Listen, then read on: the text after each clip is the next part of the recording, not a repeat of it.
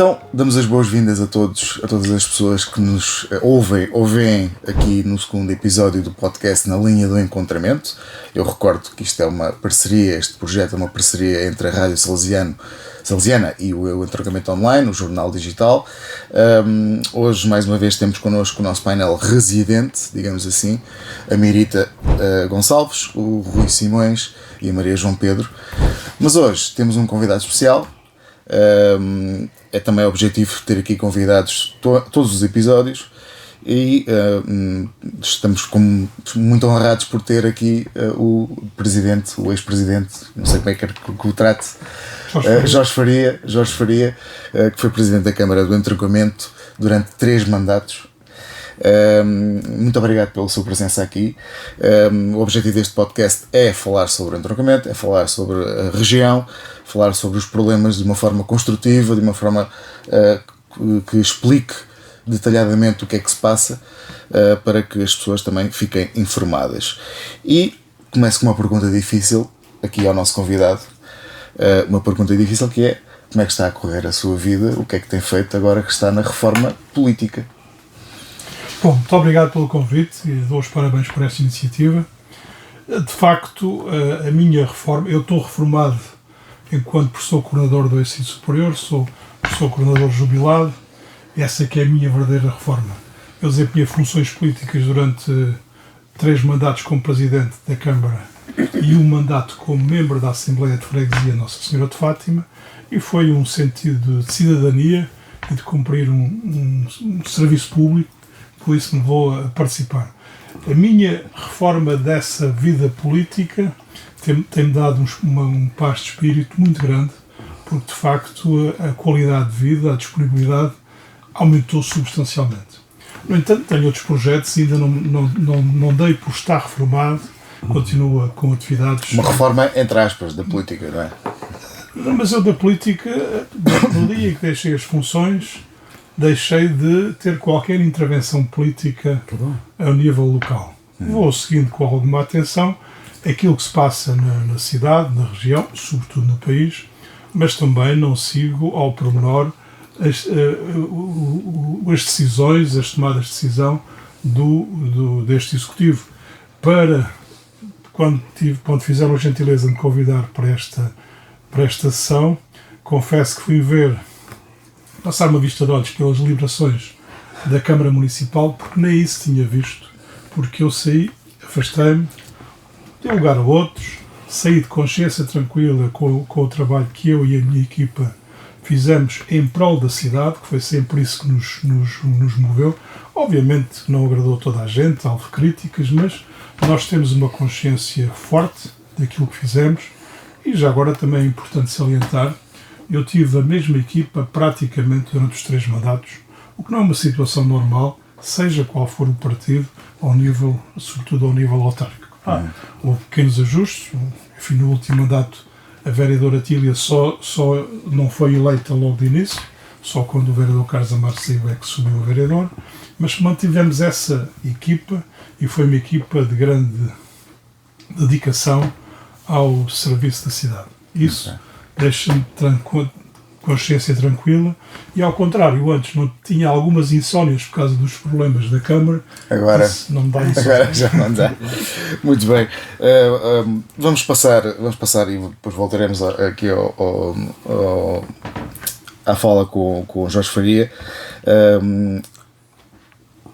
Também convidamos Jorge Faria a comentar os temas que são propostos pelos nossos comentadores residentes, digamos assim, e começa ali pelo Rui Simões e o projeto de requalificação da estação ferroviária do Entroncamento. Houve uma reunião entre o Executivo e a IP, creio eu, e foi apresentado o projeto. O que é que tens a dizer e porque é que trouxeste este tema à baila?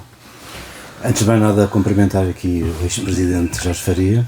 Para mim é um prazer tê-lo aqui à minha frente. Eu tenho sempre muito prazer em ter todas as pessoas que foram autarcas, principalmente aqueles que foram de executivo. Já é uma situação que já aconteceu comigo também, e portanto sei bem os sacrifícios em termos pessoais que as pessoas tomam para poderem trazer para outros um conforto melhor no seu dia-a-dia, e por isso mesmo é um prazer imenso estar aqui consigo. Eu trouxe este assunto porque é um assunto que todos está a ser badalado, digamos assim, por toda a gente, em todas as redes sociais. É uma antiga ambição dos habitantes do entroncamento. Eu não considero que nós tenhamos uma estação a cair, sem dúvida não o considero. Precisa de requalificação maiormente a nível dos acessos, isso sem dúvida, essa situação é premente, mas trouxe este assunto porque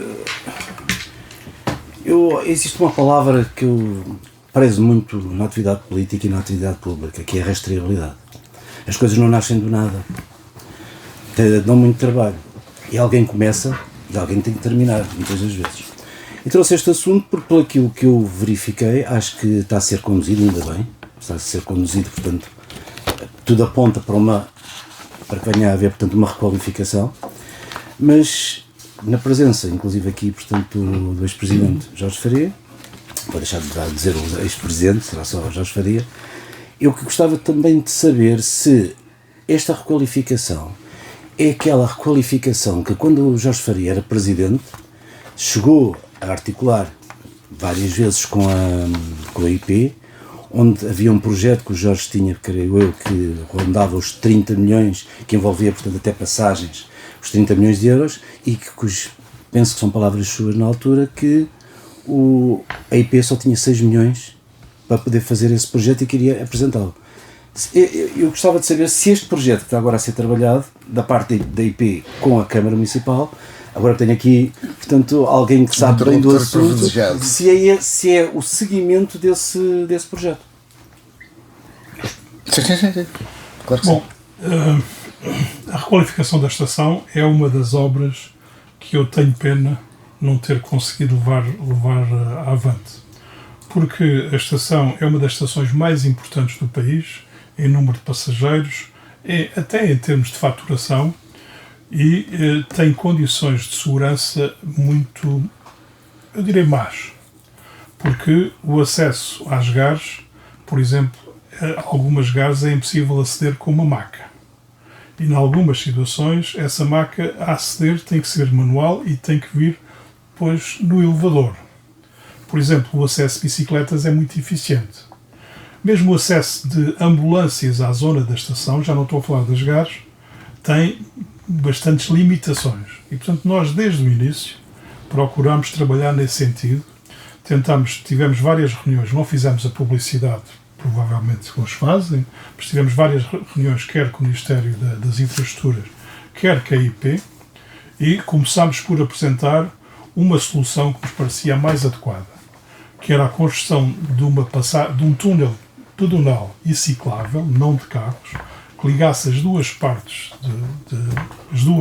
da cidade, com acesso direto às gares e com bilheteiras e algum espaço comercial nada que não se faça noutros países e que não exista noutros países com nestas características.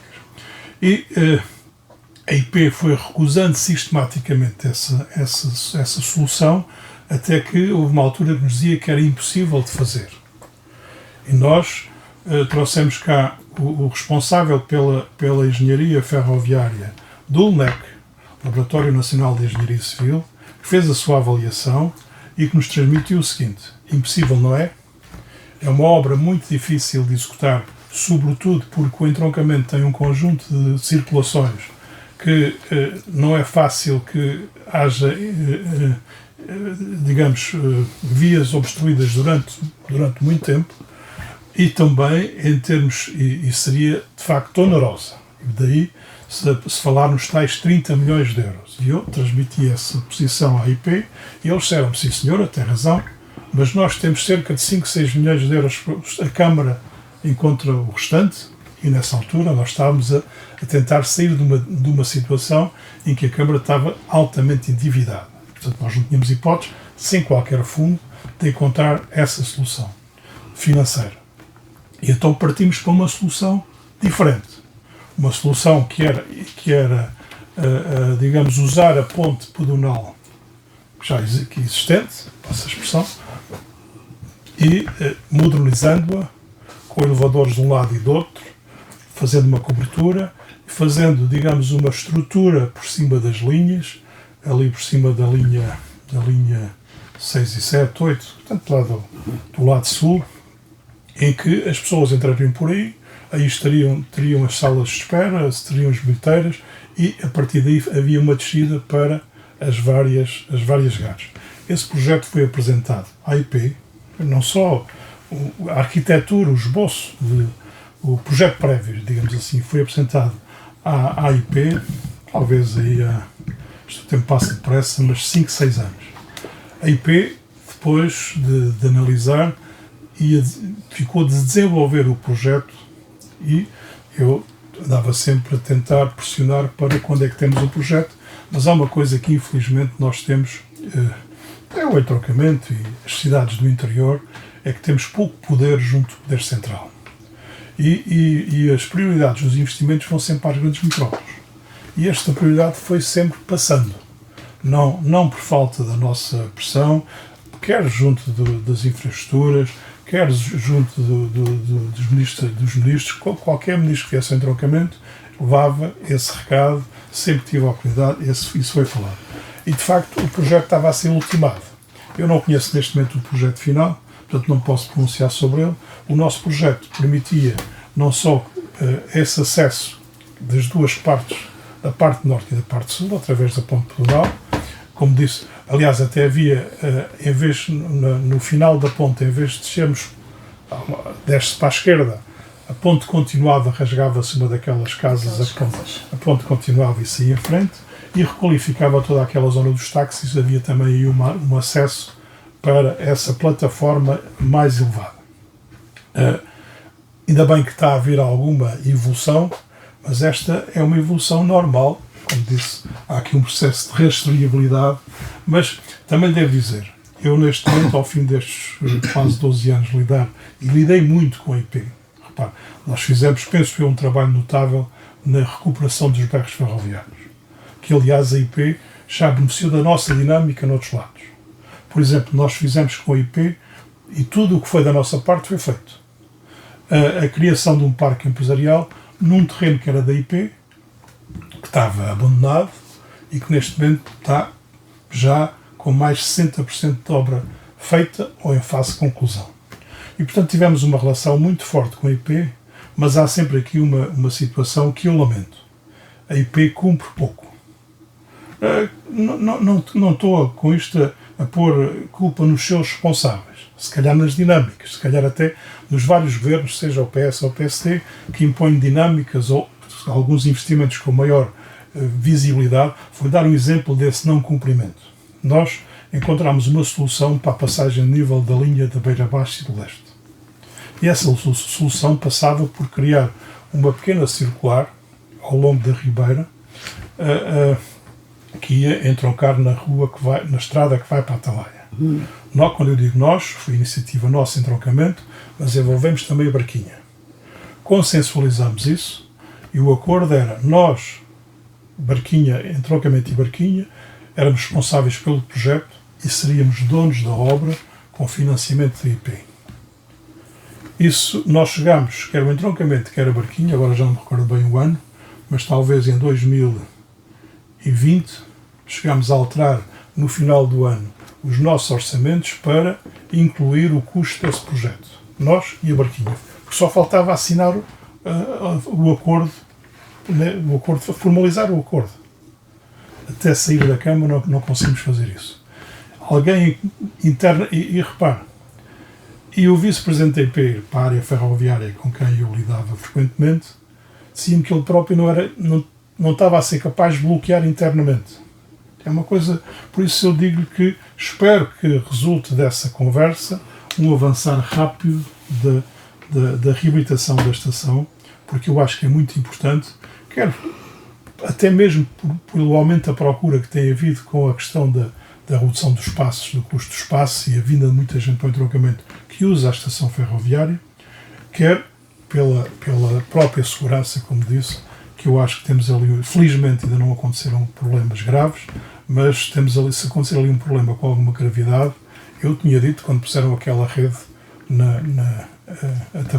a cortar o acesso às vias e depois alteraram as plataformas, e levar às plataformas e deixou de haver aquela passagem, eu disse aos responsáveis da IP, se eu, enquanto presidente, tiver algum problema, aqui na estação, a primeira coisa que eu faço é mandar aqui uma máquina por isto abaixo.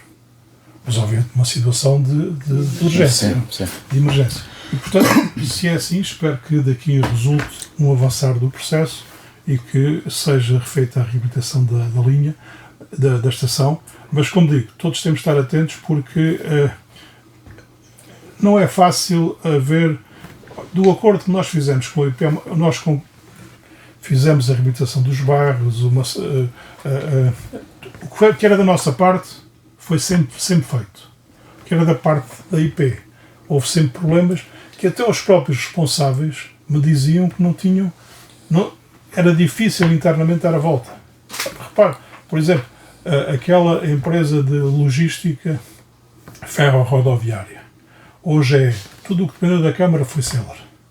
Tudo o que dependeu da IP, que era a ligação do ramal ferroviário ao canal principal, né?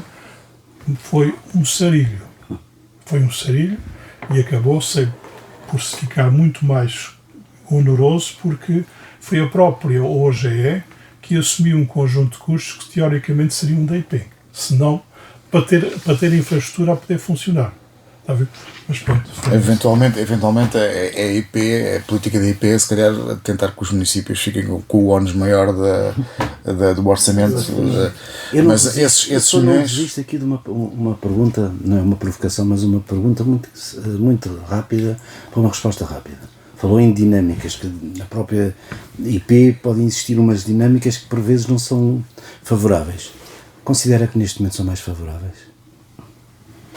Não sei, repara, eu não estou a falar, nem sequer estava a falar de dinâmicas político-partidárias.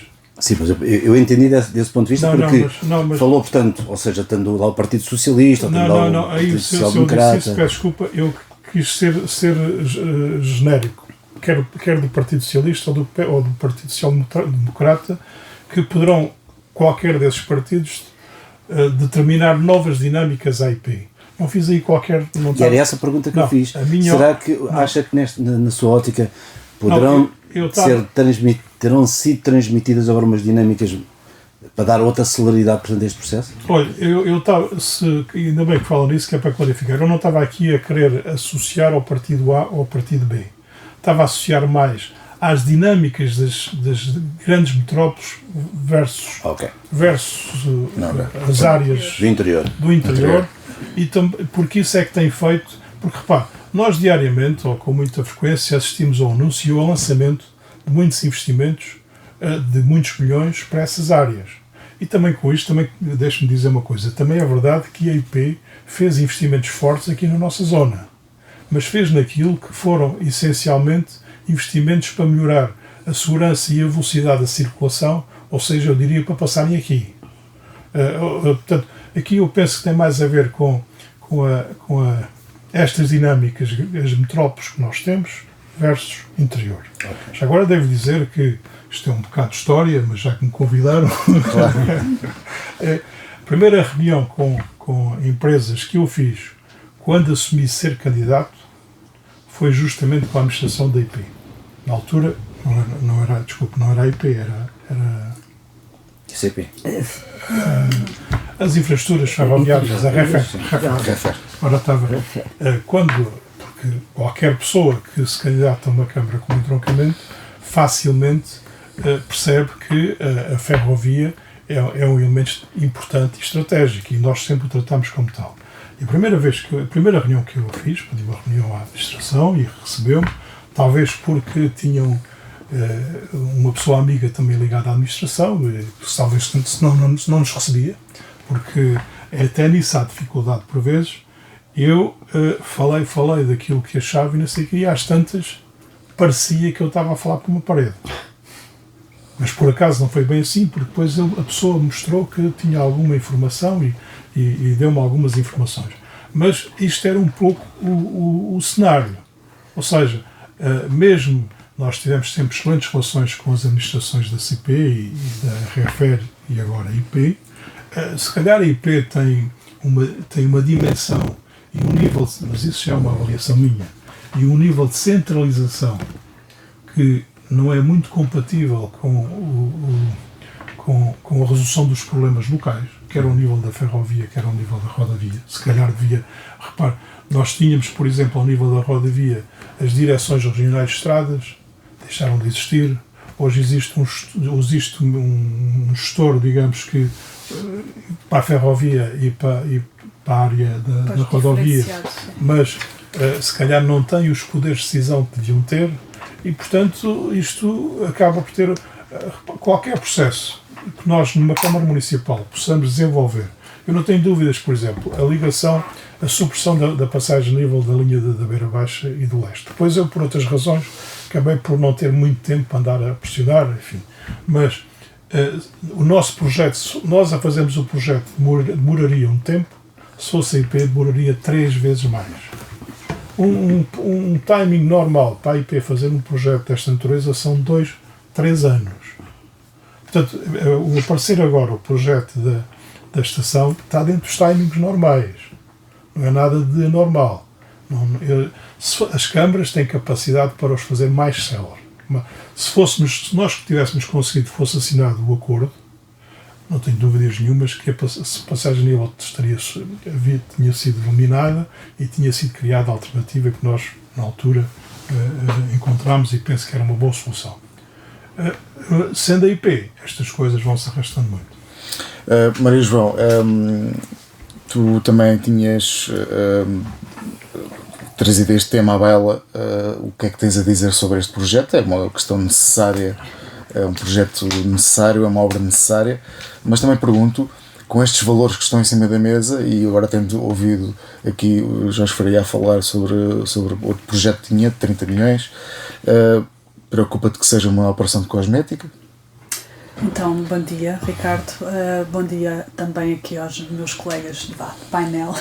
Um cumprimento especial ao Jorge Faria, que hoje é o nosso convidado. Nós já no primeiro episódio tínhamos abordado esta questão da estação, não é? E estávamos todos de acordo que, efetivamente, o problema não é a estação em si, não é?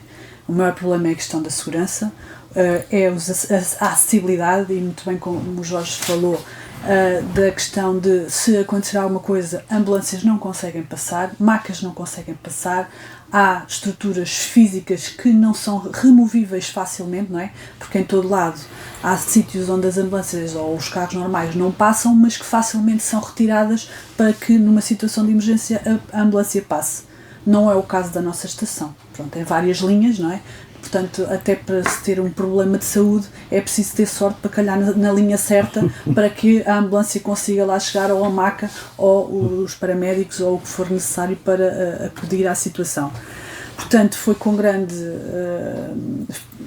felicidade que vi nas notícias que efetivamente estão a ser feitos esforços e reuniões com a IP no sentido de... E que foi apresentado um projeto. E foi apresentado um projeto, embora nós não tenhamos ainda conhecimento dele, não é? Portanto, foi noticiado que, portanto, ainda iam ter algumas reuniões e pronto, o processo ainda está em andamento, mas que posteriormente até vai ficar em consulta pública para que toda a gente possa ter conhecimento deste projeto. Portanto, nós não nos conseguimos aqui pronunciar sobre aquilo que foi apresentado ainda, mas pronto, isto só para dizer que é o nosso segundo episódio e é a segunda vez que estamos a falar na estação, estamos no entroncamento. Portanto, é um assunto premente. Não há hipótese de nós fugirmos a este assunto, porque todos nós, ou quase todos, somos afetados pelas as falhas que a nossa estação tem. Aquilo que o Jorge acabou agora de nos dizer, pronto, que já são planos antigos, obviamente as coisas não aparecem de um dia para o outro, não é? Portanto, isto é um trabalho que tem sido feito ao longo dos anos. É bom que este novo executivo também não deixe cair, não é? Porque podia ser uma opção, deixar cair. Penso que ninguém na sua verdadeira estado de lucidez alguma vez pudesse abandonar um projeto desses, mas nunca sabemos, não é? Por isso fiquei bastante feliz por este executivo não deixar cair. Penso que já é a segunda reunião que tem. Segunda que tem sobre o assunto. Portanto, parece que está a avançar e é importante não se deixar cair aquilo que o executivo anterior também já tinha trabalhado, não é? Claro. Os executivos anteriores. E acho que isso é uma mais-valia para nós, que vivemos na cidade, não é? E para quem usufrui da estação, que não somos só nós, não é? Porque vêm pessoas de toda a região, não é? Que nós sabemos, porque mesmo que quem está nos Riachos tem estação, mas os comboios que param aqui não param lá. Portanto, até quem mora em sítios onde tem estação vem ao entroncamento. Pronto, e isso é claro, quem vai nos comboios da manhã e quem vai nos comboios do final do dia, é claro como a água que vem muitas pessoas de fora do concelho do entroncamento. Portanto, isto em relação à tua pergunta concreta, se será cosmética.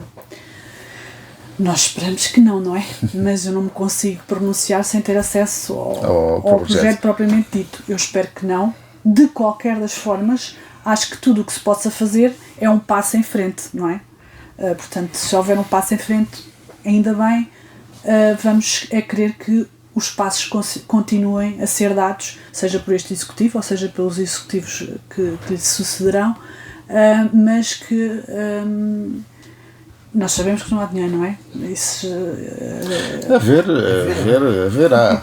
Tem que ser distribuído, não pode ser todo para nós. Sim, não é? Nós gostaríamos não é? de sermos uma estação digna e que respondesse às necessidades, porque esta não está a responder, mas a IP, eu acredito que a IP tem muito, acredito nesta questão de eles demoram muito a dar resposta, porque eles também têm milhares de outras situações para resolver, não é? Porque nós que utilizamos o comboio sabemos que está tudo nas últimas, não é? Então, desde a pandemia, acho que não há um único comboio que chegue e abala horas. Não há, porque as linhas ficaram danificadas. Ao comboio para o Badajoz.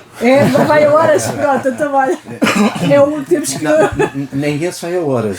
Sai daqui muitas vezes atrasado 20, 30 minutos. Isso eu sei. Não, chega a hora. Depois, durante o caminho, é como os aviões. É como andar de avião. Eu fiz uma viagem agora recentemente a Badajoz.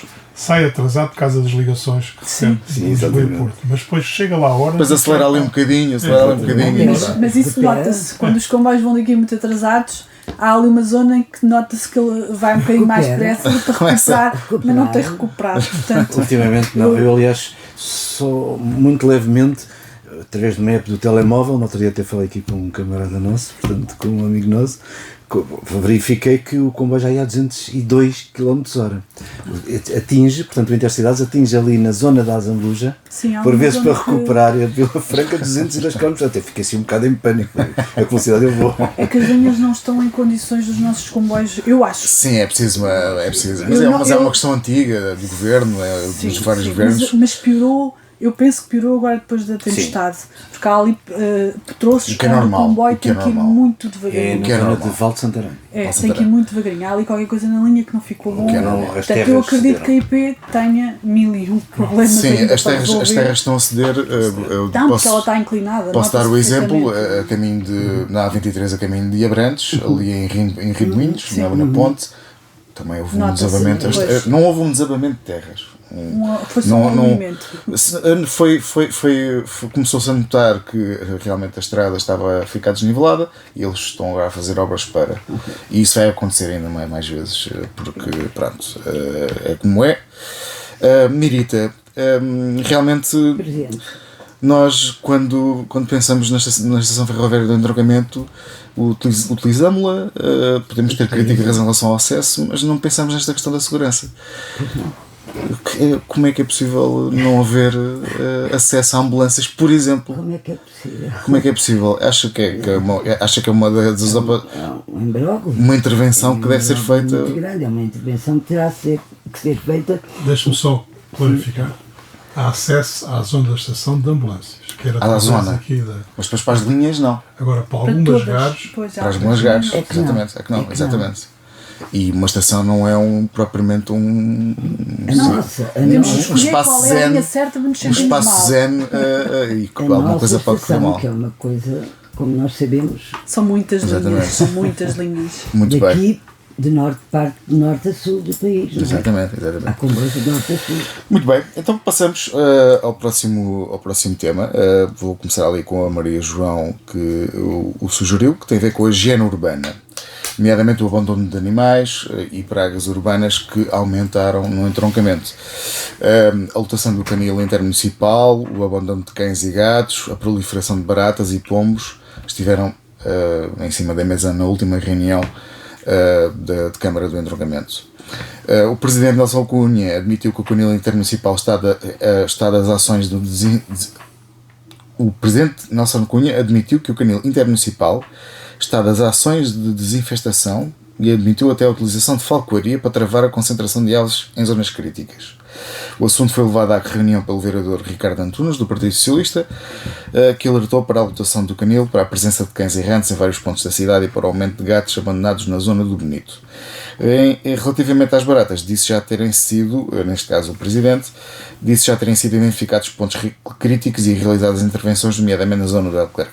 Isto é algo que os habitantes do entroncamento sentem, que é uma coisa visível? Olha, nós, pronto, como sabem, também faço parte da Assembleia de Freguesia Nossa Senhora de Fátima, já o, não sei precisar quando, mas também já tínhamos levado isto a reunião nos últimos anos, não sei precisar. A questão dos gatos, pronto, nem sequer há discussão, porque eu tenho um filho numa escola, nomeadamente do Bonito, e aquela escola está sempre cheia de gatos. Porquê? Porque em frente, supostamente, em frente e de lado, e sei lá, em todo lado há colónias de gatos. E pessoas que os alimentam. Isso é um problema que já temos há imenso tempo, que é a questão dos gatos. Os cães, eu não acho, pelo menos é a minha percepção, de cães acho que não é tanto. Não. Temos a questão dos pombos, também já tínhamos levado à Assembleia de Freguesia, penso que na altura também levaram à Assembleia Municipal. Portanto, os pombos já é uma coisa antiga. Há ali a zona do Lago das Comunidades, essa zona aí, os pombos, aquilo é uma coisa horrível. Assim, esperemos que o atual Presidente tome medidas eficazes, porque até agora realmente as coisas não têm melhorado. Eu falo mais pelas questões dos mais novos, porque na escola isso é premente. Os miúdos, porque os gatos conseguem passar pelo meio das grades, não é? Eles sabem que os gatos passam por todo lado. Sim, claro. Com os gatos, e os gatos, o que é que os gatos gostam de brincar? Ratos. Sim, são um veículo de propagação. Portanto, eles levam o ratinho para dentro da escola porque é muito engraçado estar a brincar com o ratinho, não é? Só que nós temos lá miúdos, não é? Sim. Mesmo que os ratos tenham tomado veneno, não sei o quê.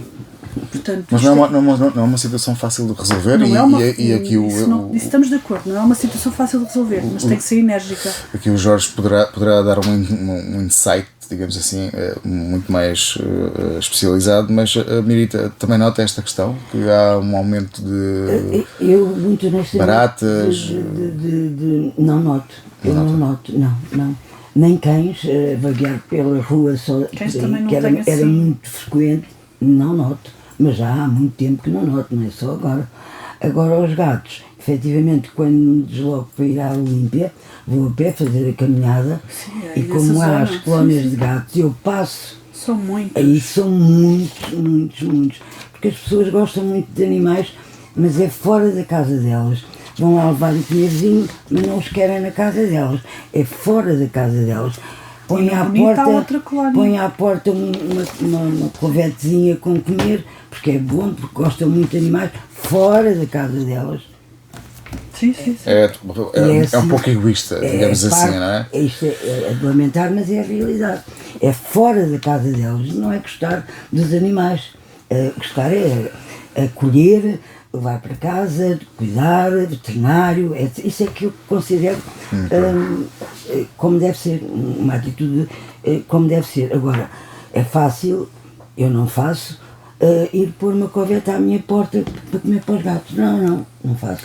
Olha, ainda em relação aos gatos, só para vos contar um episódio caricato, eu um dia fui ao Lidl às compras, desculpem aqui pela publicidade, e cheguei ao meu carro e entrei no meu carro, muito naturalmente, não é? Nós temos com o carro, começo a ouvir miar dentro do meu carro. Já me aconteceu no entroncamento. Não para os motores, sim. Mas andou um dia inteiro. Sim. Um dia inteiro. Eles não saem de lá, porque o meu carro ainda por cima não faz barulho. Portanto, ele estava no céu. Era um gatinho pequenino Eu só via aqueles olhinhos pretos lá enfiados. Todo dia eu ia a passar pelas ruas e o gato ia a miar e as pessoas ficavam a olhar para o carro. Tipo, agora um carro que mia. Andei o dia todo. Já que não faz barulho, é um elétrico, não é? Já que não faz barulho, pelo menos assim... E ele estava descansadinho da vida, porque não se assustava, estava quentinho, seguro, porque ninguém lhe chegava. E tive que ir ao Bonito, à colónia dos gatos, com comida para gato, e deixar lá a comida para ver se ele saía. Mas só para vos dizer, uma situação caricata com os gatos. Isto aconteceu-me. Eu nunca me passou pela cabeça que um gato entrasse, porque ele era muito pequenino, mas nós só víamos os olhinhos pretos, não víamos mais nada. E lá consegui que ele saísse precisamente na colónia do Bonito, porque estavam lá outros gatinhos, ele sentiu-se acolhido, tinha comida e lá saiu. Mas para vos dizer, foi um dia inteiro com o gato que não era capaz de tirar. Mas isso já me aconteceu também no entroncamento, ali perto do mercado diário, também já me aconteceu. Rui, tu também trouxeste este tema, mas tens aqui alguma abordagem diferente? O que é que tens a dizer sobre esta questão? Nós, quando falamos neste aspecto da gestão ambiental, temos vários componentes. Esta questão, portanto, dos animais é uma das componentes. As colónias existem. Isto é um fator, é verdade que depois também existe a questão da saúde pública, mas também temos de ter noção que isto é um fator que tem muito a ver com as autarquias, normalmente com a Câmara Municipal. Porque quando dizemos que estão a aparecer muitos gatos e tudo isso, há o plano militar, o plano das adoções. E os Amigos de Quatro Patas, que são as associações que trabalham com isso, conheço, portanto, a pessoa presidente inclusive, portanto, eles fazem um bom trabalho. Agora precisam de apoio. A estabilização só é feita, não pode haver números clausos para as estabilizações. Isto é uma situação que não pode existir. Isto é um ponto assim. Não pode haver números clausos para... Existe um orçamento, sem dúvida, mas não pode haver números clausos. Pode haver é quando se diz que existem muitas pessoas que vão abandonar, é verdade, no Bonito vão abandonar muito lá os gatos, por uma razão. Porque sabem que eles vão ser tratados. Esta questão tem que ser bem abordada pelo Executivo. Não é o Sr. Presidente, é o Executivo. Nós temos que começar a informar mais as pessoas de que não é um Presidente que toma conta de tudo, é um Executivo, mesmo os da oposição. Um Executivo executa.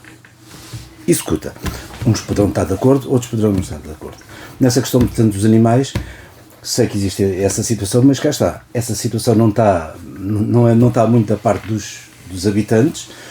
Sim, estarmos muito de olho, porque por vezes há abandono dos animais, isso tem que ser denunciado, sem dúvida, maiormente à Câmara Municipal, isso tem que ser feito isso. Quando só se sabe dessas situações, acho que devemos fazê-lo, mas a Câmara Municipal tem uma palavra aqui e tem que ter com a associação que é Amigos de Quatro Patas. A questão que eu queria mais falar tinha a ver, portanto, com a questão já de uma gestão ambiental, mas quando se fala das pragas e tudo isto está interligado, que está interligado, portanto, também com a gestão de resíduos. Nós sabemos que quando existe, portanto, uma gestão de resíduos deficiente, as pragas, os ratos, estamos a falar dos ratos, portanto... E baratas, portanto, vão proliferar. Mas eu tenho conhecimento de haver a praga de baratas. Não, tem ou tem? Tem. Sim. Houve várias pessoas que nos referenciaram ali na zona por trás da... Lembro de uma senhora idosa falar-nos disso, por trás da Igreja Nossa Senhora de Fátima, que tiveram que... E o Presidente da Câmara fala aqui da zona do Leclerc. Quanto mais resíduos estiverem ao ar livre, mais vai propiciar, e estamos a chegar agora ao verão. Uma altura crítica. Sim, E aquilo que se tem verificado, e isto já no anterior Executivo se verificava, durante o mandato anterior se verificava o problema da gestão de resíduos, que é um problema que não é do entroncamento, é um problema que se coloca em muitos municípios, sabe-se isso perfeitamente, inclusive nas principais cidades, basta ver Lisboa, a começar logo por aí. O que acontecia, portanto, há várias questões, que as questões de que as pessoas têm que ser um pouco sensibilizadas, portanto, para isso, mas também as pessoas, para serem sensibilizadas, têm que existir ações concretas. Temos é que também reparar que existem problemas a montante, e ainda bem que temos aqui o Sr. Presidente, ex-Presidente, porque os problemas a montante, eu acho isto muito engraçado. Às vezes certos facciosismos. Quando sou Presidente estava no exercício, e depois quem lhe sucedeu, ele deixou aqui. O problema era da Câmara, porque de facto havia muitos resíduos à volta das ilhas ecológicas, e também dos contentores e o problema era da Câmara. Tem graça que a partir de outubro o problema começou a ser das pessoas que vão colocar o lixo. Acho isto uma questão muito engraçada, que de repente a Câmara deixou de ter problemas e as pessoas que vão depositar o lixo é que têm que começar a guardar o lixo debaixo da cama, ou isto tem que ir procurar agora fazer 3 km no carro, vamos colocar ali o lixo, vamos ver onde é que há. Ora, nós sabemos que isto não é assim, não temos que ser facciosos e sabemos que haverá um problema aqui a montante que tem que ser resolvido. E o problema chama-se RSTJ. RSTJ. Agora. Diga? Agora já não é. RSTJ é RSTJ. Pronto. O problema está a montante. O problema é a montante. E é um problema que eu vejo que não pode ser solucionado, conforme foi apregoado na última reunião de Câmara, na anterior, aliás, em que, se está a existir esta situação, vamos ter que colocar mais contentores de lixo, que é para as pessoas... E isso não resolve a situação. Imaginemos se eu em casa utilizar a mesma estratégia. Vou começar a ter um caixote de lixo no meu quarto, vou começar a ter um caixote de lixo à entrada, onde recebo as visitas, um na sala, eu vou acumular lixo. Onde é que eu quero chegar? Exatamente. Se isto, varrer para debaixo do tapete ou esconder não é solução. Portanto, o lixo vai existir na mesma, a produção está a existir, vai existir na mesma, vai estar na cidade. Simplesmente, é verdade, não estará a céu aberto, poderá estar a céu aberto, mas com uma tampazinha por cima. A solução tem que ser outra. E, portanto, dado que temos aqui, portanto, o Jorge Faria, eu ia pedir também um comentário, que sabemos que grande parte deste problema não era do Executivo anterior, porque senão seria de muitos dos Executivos à volta deste país. Está a suceder agora, só que agora a responsabilidade já é das pessoas que fazem lixo, já não é da Câmara Municipal. Portanto, onde é que estará verdadeiramente o problema e como é que isso pode ser solucionado? Ok, só 2 notas. Relativamente à questão das baratas, eu não tenho conhecimento, mas a intervenção que fizemos na requalificação da Ribeira de Santa Catarina permitiu também, não foi só construir a ciclovia. A ciclovia é a fase visível da obra que fizemos. Foi toda a reabilitação da Ribeira, só não foi intervencionada na zona do bairro Tricurris, não foi intervencionada por baixo. Foi intervencionada em algumas zonas, não, porque há ali zonas que passam mesmo junto às casas ou até por baixo das casas. O resto, procurámos eliminar tudo o que era ligações de esgotos ilegais ou não. Havia até alguma ligação que vinha muito antigamente da zona da estação para lá, que também foi eliminada. Foram eliminadas, que eu saiba, todas as ligações ilegais e, portanto, fez-se essa reabilitação e, a partir daí, a Ribeira passou a ser um canal de águas pluviais em que não era muito geradora de criar muito esse tipo de bicharada. De qualquer modo, nós tínhamos, não sei se presumo estará ativo, não sei, nós tínhamos um contrato ativo com uma empresa de desinfestação que intervia regularmente ou a pedido. Portanto, havia um compromisso que era de X a X tempos, não sei se era de 15 em 15 dias, e sempre que era necessário. Portanto, se acontecem essas situações, serão muito pontuais, admito que não há razão nenhuma para terem acabado com esse tipo de prestação de serviços, é contactarem a Câmara e a Câmara tem meios para resolver o assunto. Relativamente aos gatos e aos cães, os cães, nós temos um problema que é o canil intermunicipal. O canil intermunicipal que serve a Barquinha, entroncamento de Torres Novas e Alcanena. Mas que está lotado, não é? Pelo menos foi... Está lotado e há muitos anos que andamos a tentar criar uma ampliação do canil. Até ao final do meu mandato não foi possível porque o terreno era um terreno rústico, não estava, era da propriedade da Câmara, não estava legalizado e andava a ser, penso que estava em processo de finalização dessa legalização, nomeadamente com a aprovação pela Câmara de Torres Novas, que é, digamos, a dona do canil, somos nós 4, mas é a dona dos terrenos e tal. E da infraestrutura em si, não? Exatamente. A infraestrutura pertence a Torres Novas, sim, e Torres Novas debita-nos um valor a nós e aos outros municípios pela sua utilização. E esse era um problema, tentou-se criar também uma associação específica para isso, é um problema que tem que ser resolvido. Os gatos, as colónias foram criadas, e foram criadas várias colónias, foi com o objetivo da esterilização dos animais. Estão agora, já vi, o Rui não sei se viu, portanto até com uns panfletos, a castração de gatos. Sim, pronto. Sim. Esse foi o objetivo para criar as colónias. Depois trabalhámos com a associação, enfim, são sempre bem-vindos, é de facto uma associação muito interessante, pequena, mas dinâmica e tal. Mas também temos aqui sempre um problema, que é as pessoas que supostamente gostam de animais e que estão sempre a contrariar aquilo que são as normas e as boas práticas, que é levar comida aos bichos no espaço público. Não devem fazer, porque isso só vai... As colónias de pasteurização são locais onde os bichos são identificados, são esterilizados e, de alguma forma, é melhorada a qualidade de vida desse animal. Com a alimentação, Claro. Com a alimentação, etc. É Quando as pessoas insistem, e há aqui, e por acaso não é nada de sexista, mas são algumas senhoras. Não é? É verdade. É É Por verdade. acaso Nós não sabemos que são tenho senhoras. ideia de haver... mais concretamente a Dona Juca. Eu não quero falar em nome. são mais sensíveis.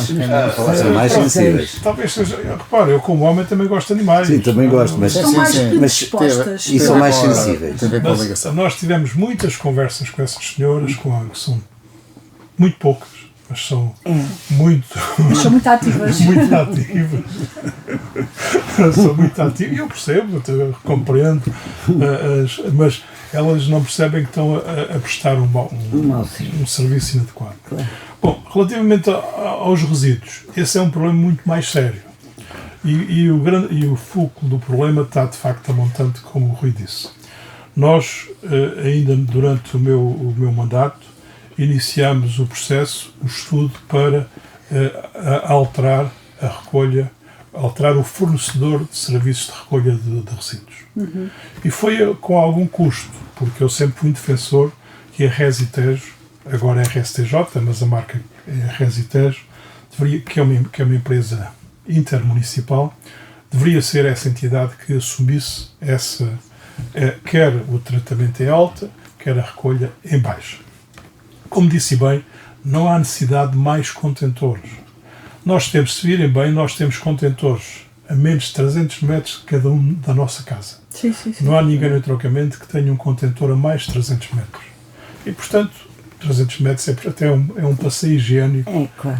É exercício também. Exercício, até que portanto, o problema, de facto, está na recolha atempada e isso tem havido muitas falhas. E nós insistimos muito ao nível da RSTJ. Aliás, eu nesse processo cheguei a ser durante algum tempo presidente da RSTJ no seu início, porque pensei que talvez pudesse dar um contributo para mudar este problema. Não se conseguiu e penso que o problema maior, se não se alterar, vai ser no futuro. Quer ao nível do custo, quer ao nível da falta de resposta. O custo dos resíduos, mesmo assim, foi contrariado pelo entroncamento, durante e depois acompanhado por mais um ou outro município, mas o custo aumentou de forma quase exponencial e, se não forem tomadas medidas estruturantes relativamente à RSTJ, Resitejo, nós vamos ter um problema muito grave nos próximos anos de custo e de capacidade de operação. Pior do que está. Por isso é que nós já tínhamos encetado o processo, porque o processo tem que ser estudado, quer do ponto de vista formal, quer dos timings, e já tínhamos feito consultas para a possibilidade de termos uma recolha através de empresas do setor que pudesse fazer um melhor serviço, com o custo seria semelhante, um melhor serviço para o entroncamento. Depois também há aqui um pormenor que é importante. Eu acho que eu vi, até foi a minha mulher que me mostrou aquele flyer que a Câmara agora Distribuiu. Eu acho que fez muito bem. Sim, a sensibilização. Eu acho que fez muito bem e acho que está correto. Porque também há aqui uma componente das pessoas que nem sempre fazem o que devem. Ou colocam... Olha, o que acontece com muita frequência, aqueles contentores de papel. As pessoas metem lá umas embalagens e aquilo fica lá preso no cano. Sim. A pessoa devia ter o cuidado de carregar aquilo para baixo, porque para baixo está vazio. Até desmontar as caixas. Quem vai a seguir vê aquilo cheio, das duas, uma ou põe ao lado, ou poucos saberá que pegam naquilo e vão procurar outro. E eventualmente por baixo está tudo vazio. Está vazio, Na maior então, parte das as embalagens situações, são mais difíceis. na maior parte das situações No cartão acontece muito isso. acontece muito isso. Nós tínhamos, por exemplo, junto ao mercado, sempre lá um funcionário da Câmara estava incumbido lá a ir regularmente, porque sobretudo ao fim de semana havia muitas caixas, muitos cartões, e acontecia muito isso.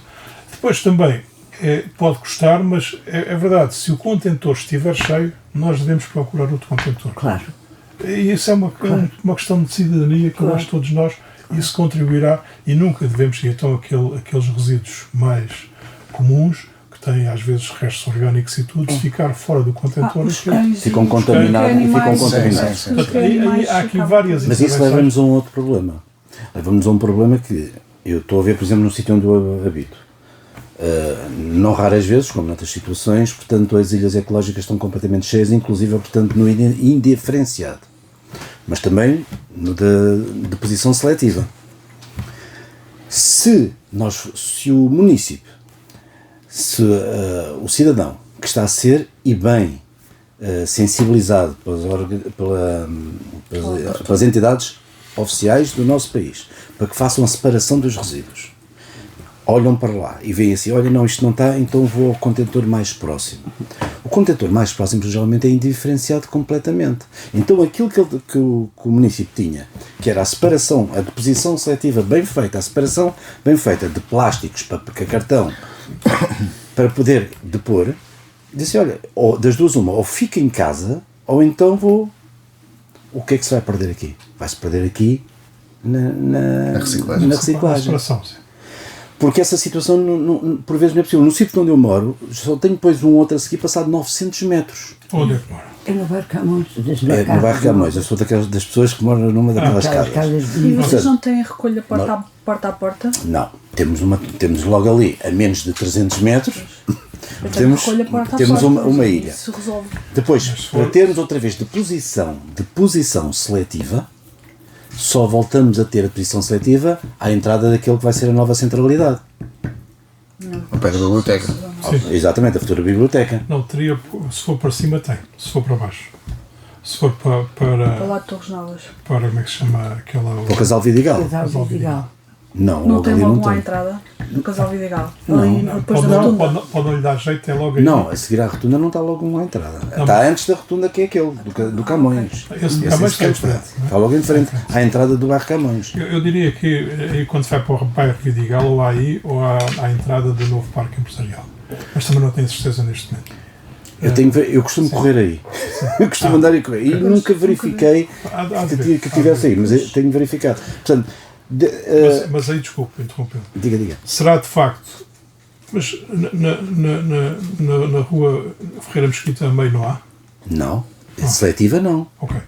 Existem contentores e diferenciados. Sim, mas será de facto alguma exceção relativamente para esta regra? Porque mesmo nos contentores diferenciados existem, portanto, essa possibilidade. Muita proliferação pela cidade. E estão estudados com proximidade. Sim, aí, existe essa possibilidade. Sabe, e repare, desculpa interrompê-lo, mas essa é uma zona que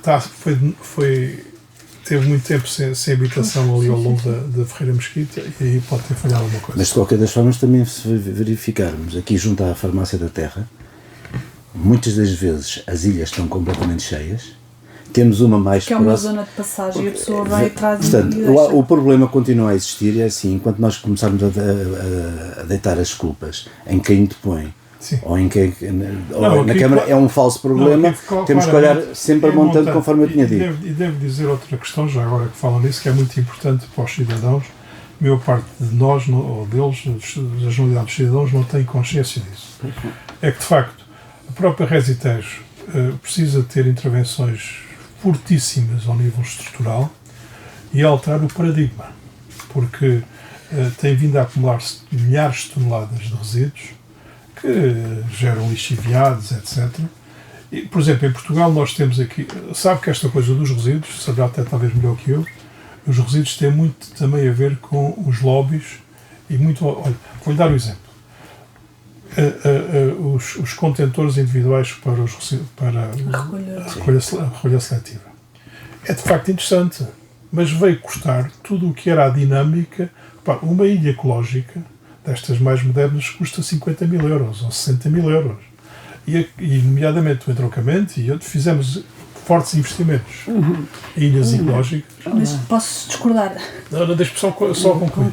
Não, eu concordo com essa forma de eu acho que é o problema foi que foi complementar. feito um investimento antes. Não, mas eu acho que é complementar. Eu sei que sim. Não, é se uma tivesse, coisa... repara, Maria João, se estivéssemos numa partida, qual é o melhor sistema?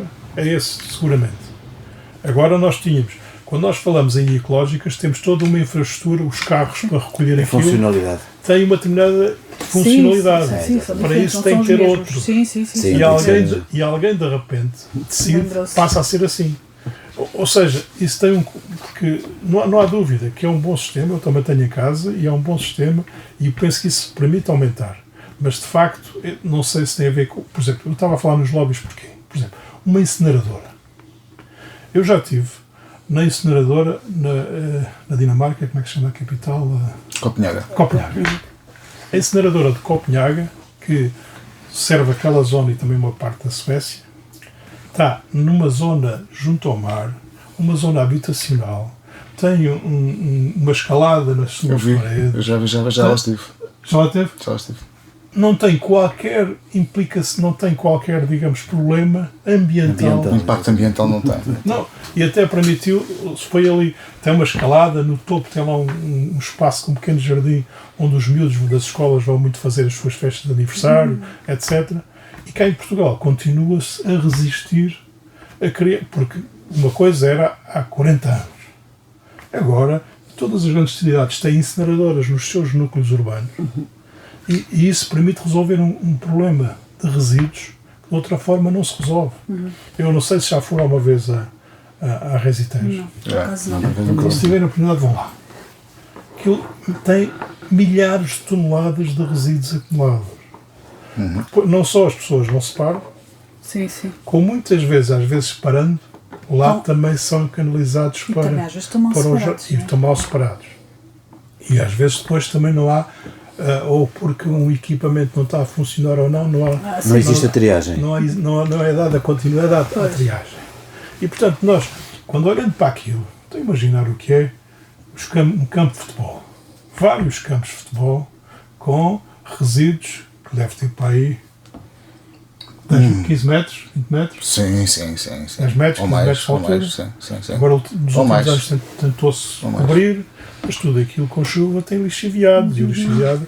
Portanto, ou seja, eu não sei porque é que em Portugal, nós em Portugal, salvo erro, temos 3 ou 4 incineradoras. Agora penso que vai ser construída uma nos Açores, há em Lisboa, há no Porto, há outra, não sei se na Madeira, e acho que vai ser construída nos Açores. E anda assim com uma discussão enorme. Isso, caso se formos a ver, peço desculpa interromper, se formos a ver, há investimentos feitos e a Resitez, tem que se dizer, em termos financeiros e de orçamento, é pesadíssima. Ou seja, são feitos vários investimentos que já podiam redundar numa incineradora. Tem que ser opções, mas eu só dei o exemplo deste de Copenhague, como se pode dar. Copenhague eu conheço, Paris não conheço, ou de Madrid.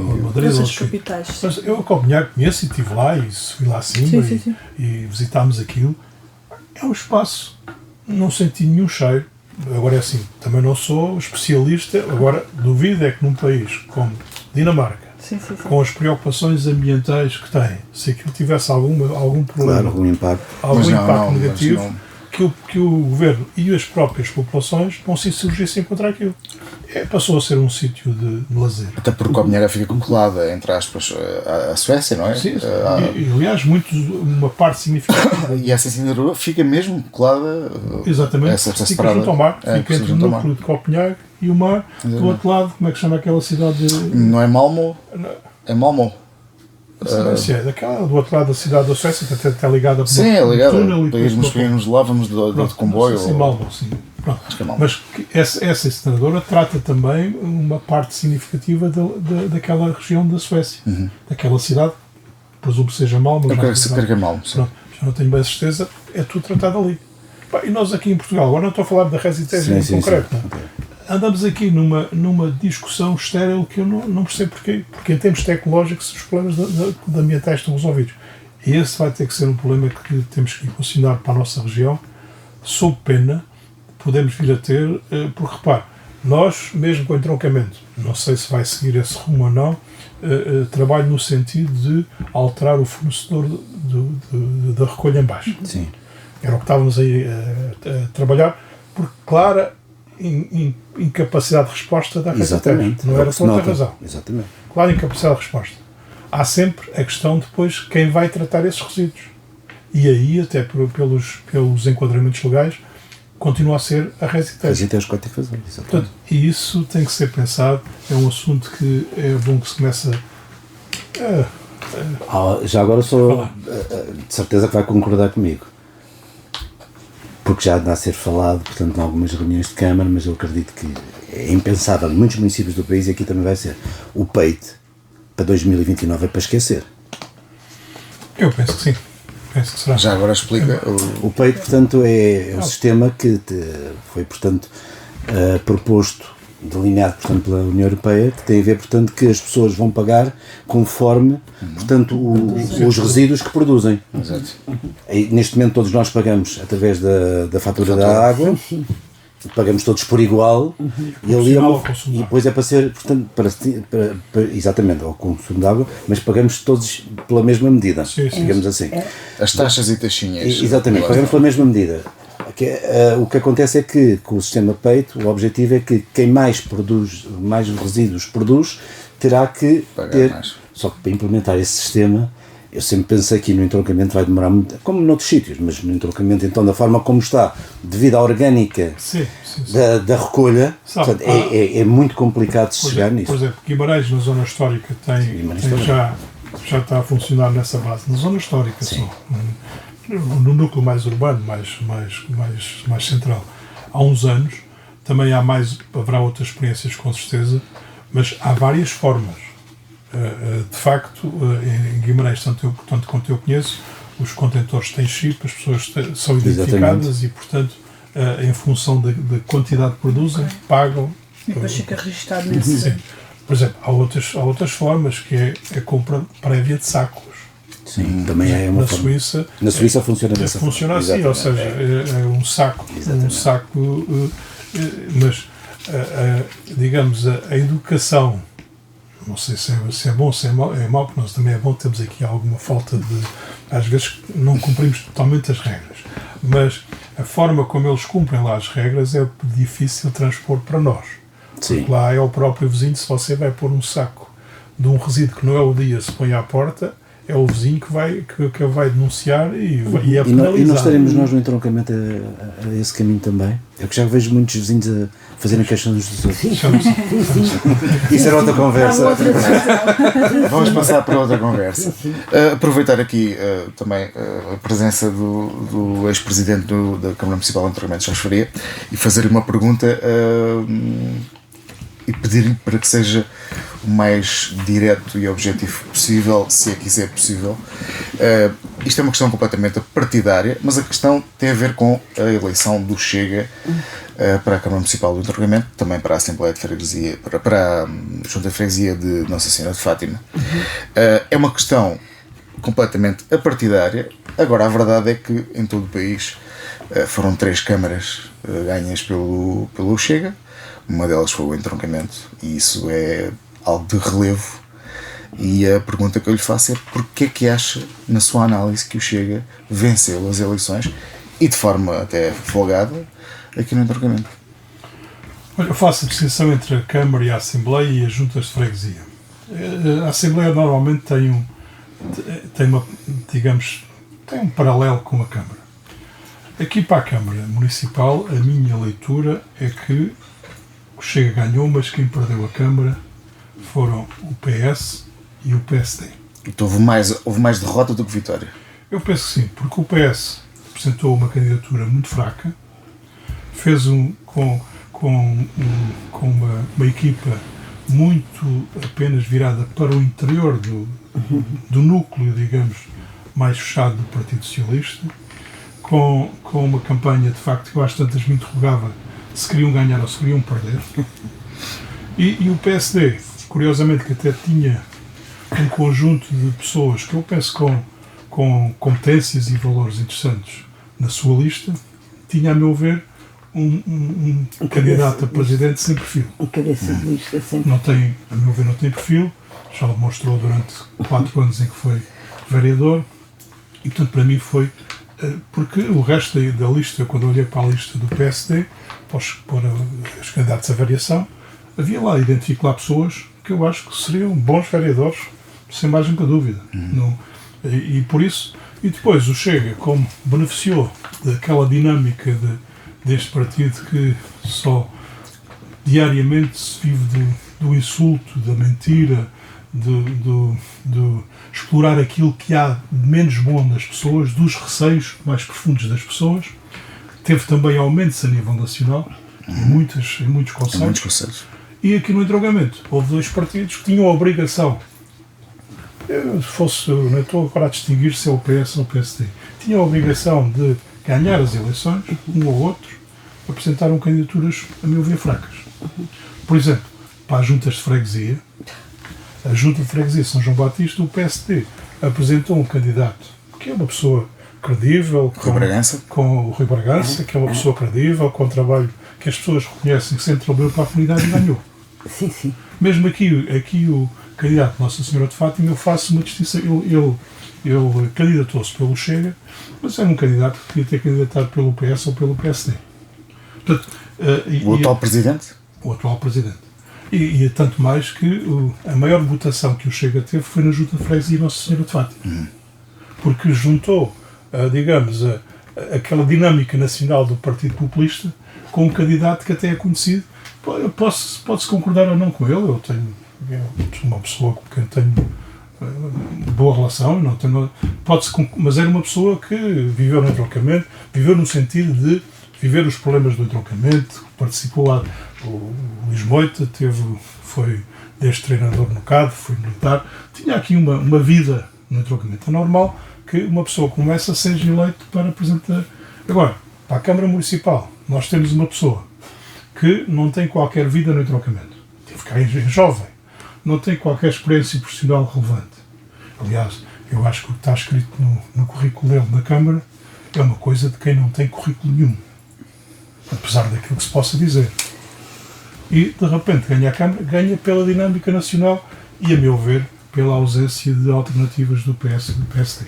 E não teve que ver, na sua opinião, com o facto de a cidade de entroncamento ter sofrido alterações bastante, não digo drásticas, mas a uma velocidade alta ao nível social, ao nível da imigração, tudo isso foi utilizado durante a campanha por parte do Chega.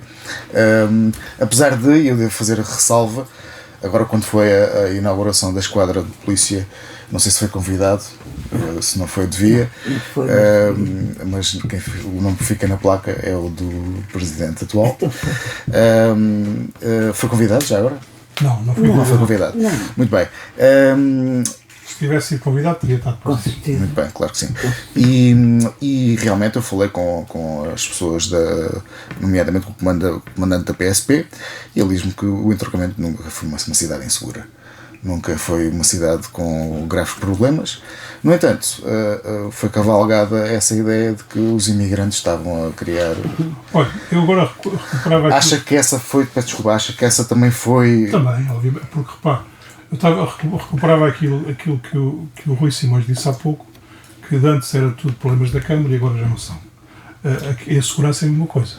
Houve aqui uma altura que as redes sociais, sobretudo o Facebook, eram inundadas de estados de alma e não sei de quê, de insegurança. E de facto... Situações plantadas, eu tenho conhecimento de uma situação plantada. Não, muitas situações plantadas e sobretudo de percepção. Porque se nós começamos a gritar alto que há insegurança, toda a gente começa a ficar insegura. Ou da guarda, não é? Ou da guarda. E a realidade era essa. Nós nunca fomos ou não digo que não tenha havido aqui, e há situações que eu gostaria que não tivessem havido. Mas é normal numa cidade? É normal, e até com o desenvolvimento urbano que teve. Claro. E por isso é que eu há pouco disse que o Chega a nível nacional teve estas dinâmicas porque explora, mente diariamente, o seu líder mente diariamente sobre tudo e o seu contrário, e explora o que mais os receios das pessoas.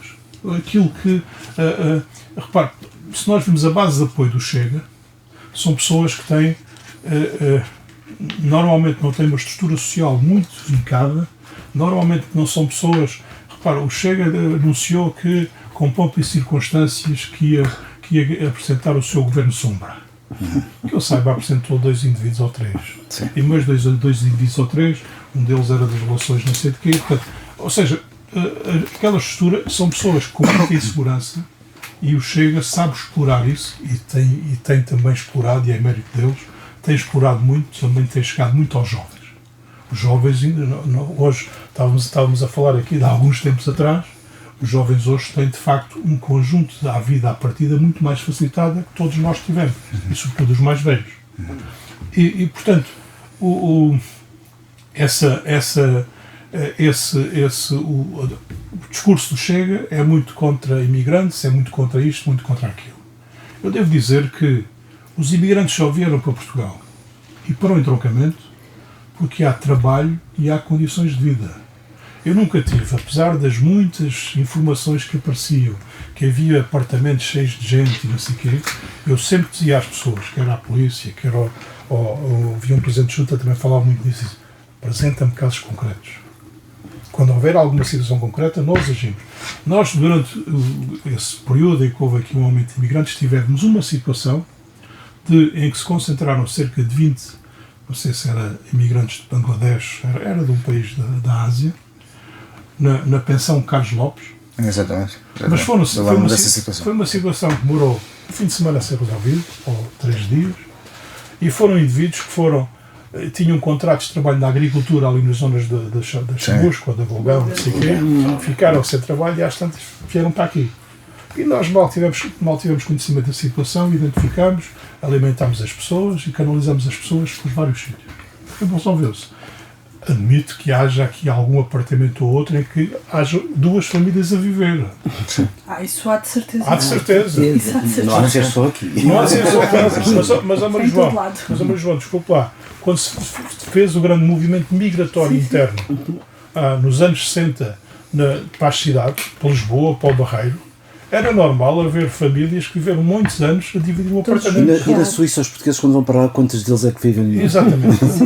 E em França, na Alemanha. Tudo lá. E depois há outra situação que é: os imigrantes, normalmente, que estão cá, trabalham. Há muito poucos desempregados. Também há de aparecer um bardina qualquer. Há de aparecer um indivíduo que faz umas palermices, como nós. Também fizemos lá. Aconteceu mas depois repare, é assim, ó, nós sem imigrantes tínhamos o equivalente, no entroncamento. Imagina a escola Rui de Andrade. Se nós não tivéssemos imigrantes, a escola, estou a falar em termos médios, porque nós temos neste momento, ou tínhamos, 1000 e tal alunos, filhos de imigrantes. Claro. Já não estou a falar daqueles que já têm nacionalidade. Ora, 1000 e tal alunos, a escola Rui de Andrade tem 950 alunos, ou coisa assim. Era o equivalente a termos uma escola fechada. Ou era equivalente a ter 2 ou 3 escolas do ensino básico fechadas. As implicações que tem em termos de número de professores, de funcionários. Portanto, nós temos que perceber que, e não é só, é rejuvenescimento da população. Exato. Vê-se ali senhoras grávidas com crianças e há pessoas que pensam assim, olha, estes gajos estão a viver do nosso dinheiro. Não, eu penso ainda bem que há pessoas novas e estão Senão a os portugueses que estão lá fora em França e na Suíça também estão a viver. Mas eu acho que outros. o grande problema, do meu ponto de vista e da zona onde eu moro, onde também há, obviamente, acho que em toda a zona do entroncamento vivem imigrantes, eles vão trabalhar. O problema é que deixam 5 filhos em casa sozinhos. Pois é. Porque eu já assisti a polícia ir levá-los a casa e não era de dia. Os meus filhos não andam na rua sozinhos à noite. Por isso é que eu digo. Portanto, aqui a questão, acho que nem é a questão do desemprego. E claro, todos temos de trabalhar. Agora, depois não temos respostas e estas pessoas normalmente não têm 1 ou 2 filhos, porque não têm, nós sabemos que não têm, não é? São sempre pelo menos 3, daí para a frente. E aquilo que eu noto é os miúdos andarem sozinhos na rua e quando a malta se junta toda, não é? Na nossa idade também era assim. Quando o pessoal se junta todo, anda a fazer o quê? Disparates. Sim, É? mas nem sempre, porque repare, eu vejo muitos miúdos também que levam os irmãos à escola. Sim, trazem, sim, de manhã, mas, sim, também repare, se vê. Por isso é que eu Muitos disse. deles até não aqui no entroncamento. Santarém. Sim. Claro, por isso, repare, eu há pouco disse que quando estive a dar uma vista de olhos pelas deliberações da Câmara, E eu diria que 95% das liberações que foram tomadas ou mais eram aquelas que tinham que ser tomadas, não havia outra. Os processos vão andar e tal, não sei o quê. Gestão corrente. Houve 2 ou 3, uma sobretudo, que eu achei perfeitamente patética, devo dizer, e achei que quer o PS, quer o PSD tiveram mal ao abster-se, que foi a extinção do CLAIM. Eu vi. 100%. O CLAIM é uma estrutura, contrato local de apoio à integração de migrantes. Centro local. Centro local É contrato local. É contrato ou é centro? É contrato, com certeza. O CLAIM existe. Existem para aí existiam cerca de 200 CLAIMs a nível nacional. Tudo o que era. Repare, aqui no Médio Tejo, Orem tem, Brantes tem, Tomar tem, Torres Novas, confesso, não sei se tem. Ou seja, mas eu diria que os municípios que tinham mais preocupação de integração dos imigrantes aproveitaram essa dinâmica que foi criada pelo governo, pelo PS, que ter sido por outro qualquer. Porque, repare, o Presidente Orem também aproveitou, e bem, porque isso era uma estrutura que ajudava a integrar os imigrantes. É uma estrutura que é importante para a solidariedade, para a integração, para ajudar. Era uma primeira forma de despistar as necessidades das pessoas, de emprego, de educação, saúde, social, etc. E isso, para a sua questão, é importante criarmos infraestruturas para integrar essas pessoas. Porque se as pessoas têm filhos, se trabalham, Tem que haver um sítio para tem que haver de alguma forma. E eu achei que isso foi um pouco... foi aquela decisão ideológica que eu acho que, felizmente, a minha leitura também, como disse há pouco, estou pouco atento a par da que se passa, mas penso que o Presidente, o Executivo atual, está, mesmo essa história que parece que o contratou o Açor, mas já lá vamos. Já lá vai. Penso que não está a ser capaz de resistir às imposições das agendas nacionais. Mas esta é claramente uma imposição da agenda nacional.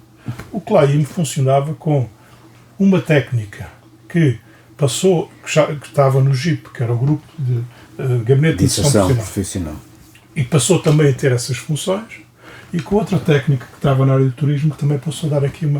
Ou seja, nem sequer tinha uma estrutura afeta pesada. Eram duas pessoas que completavam a sua atividade com esta atividade. E um elo de ligação muito importante. Um elo de ligação fundamental para receber e integrar e orientar quem chega. Somos uma comunidade de migrantes. Sim, sempre fomos. Todos nós. Ninguém. Quer dizer, eu sou nascida no Entrogamento. Mas é mais nova. Mas os nossos pais, não é? Os nossos avós vieram de algum lado. Não, repara, se fosse vir a linha do leste, o Da ramal Beira para a Torre das Bar, para Marvão, a linha da Beira Baixa, a linha do norte, tem explicadas 80 ou 90% das origens das pessoas. Sim. Portanto, todos nós viemos para aqui. Eu também vim para aqui com 4 anos, mas vim para aqui, portanto não nasci cá. E depois uma terra destas, de conseguir interiorizar que quem vem para cá é mal-vindo. Mas é mal-vindo porquê? Por exemplo, a questão dos resíduos. Nós detectámos isso e começou-se a fazer, se calhar não tanto como deveríamos, fazer alguma educação das pessoas. Porque as situações que nós detectávamos, quando falávamos com eles, as pessoas acatavam e passavam a fazer bem. Porque as pessoas vêm. Olha, agora eu li recente, estou a ler uns livros sobre autores lusófonos. Uma coleção do Pepe Tella. Ele tem lá várias crónicas. Uma delas é sobre uma crónica sobre o custo que foi, nos vários sentidos, que foi ir levantar um livro dele próprio, que a editora lhe tinha mandado, nos Correios em Luanda. Não só, ele diz, pagou mais do que o custo do livro. O livro estava oferecido. Depois teve que ir lá 2 ou 3 vezes. E, portanto, quem consegue perceber que Luanda e Angola viver num país com este tipo de dificuldades, vem para o entroncamento. Isto é o paraíso. A segurança, a educação, o futuro. É tudo. É uma cultura completamente diferente. A segurança, a educação, a saúde. A saúde pode ser má, mas é muito melhor do que tem no a saúde é excelente. Sim. Repare, o futuro que pode dar aos filhos. Obviamente, qualquer um de nós, se estivéssemos numa situação dessas, iríamos tentar ir para outro E não sítio. fizemos? E fizemos. Continuamos a fazer. Exatamente. Nós somos uma terra de imigrantes. Exatamente. Nós tivemos situações de pessoas que foram daqui a salto. Essas situações não são mito. São situações que morreram pelo caminho a tentar ir para a França. Sim. Exatamente. E foram enganados. Olha, na altura, lembro-me de uma história que eu tive a oportunidade de vivenciar com uma pessoa que viveu essa situação, que era a história de França. Há uma povoação junto à fronteira, a seguir a Bragança, em que imagino o que era, pessoas ali de meio da beira, mal nunca tinham ido, a viagem maior era ir à vila, não é? De repente iam para a França, iam naqueles carros de carregar gado, a chover e tal, noites escuras, e ao fim de umas 4 ou 5 ou 6 horas lá pelos caminhos, chegavam a uma povoação, apontavam as luzes para uma placa, dizia França, estão em França. Mas estavam no início de Espanha.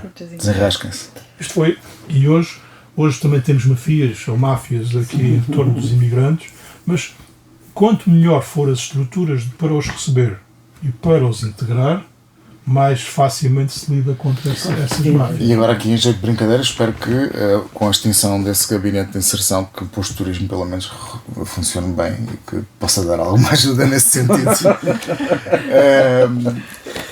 Vamos passar aqui a mais um tema proposto pelos nossos intervenientes, nomeadamente da Mirita, e estivemos aqui a falar sobre o Chega